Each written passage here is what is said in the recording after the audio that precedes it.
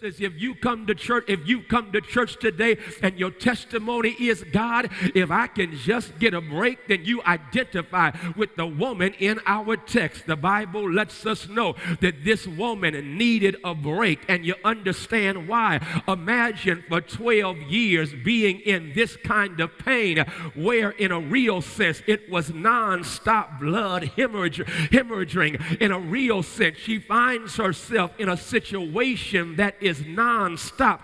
You see, pain is one thing to have it for a moment, but when your pain is relentless, when your pain is non-stop, when every day you identify, who is it, with Paul Laurence Dunbar, a crust of bread and a corner to sleep in, a minute to smile, but an hour to weep in, a pint of joy to a peck of trouble, and never a laugh, but the moans come double. And that's life. That's her life story. It's one of chronic and constant and relentless pain. Hold on, I'm not even done. She's living in a society where systemically she is denied and discriminated against because of her body. It's her body. It's who God made her that causes her in a society that places a supreme value on honor. Don't miss this.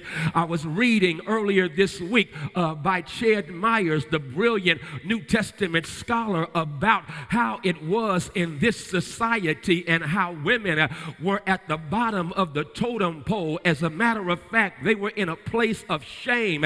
They had no power. Men had the power, and honor was a supreme value. And because of the fact that she was not a man, she did not have access to honor, but instead she had to bear the stigma and shame that came with being a woman in a patriarchal society. Can you imagine how she must have felt? A woman in a patriarchal society, a woman who was dissed and discriminated against simply because God had gifted her to be a woman. That's her testimony. That's her story. But on top of that, understand she gets re-victimized because the system tells you what your body is going to limit you from doing. But now she is in a pain.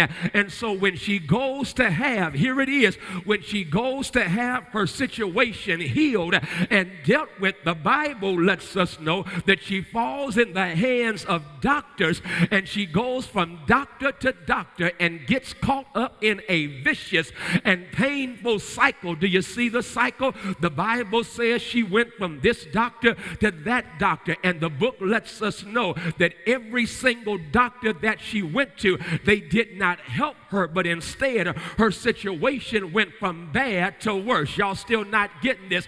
Can you feel the fact the girl needs a break, and yet she can't get a break because when she goes to one who's supposed to help her, the relationship cost her, but she gets nothing from it. She goes to this doctor with high hopes that somehow things are going to get better, but she goes from hope to disappointment, and when she ends up disappointed, the text lets us know she refuses to give up because she goes to another doctor. Her hopes are lifted, but then they are blasted by disappointment. Do you see the nasty cycle that she is caught up in? I'm a park here because there's somebody looking at me right now. That's what your life has become.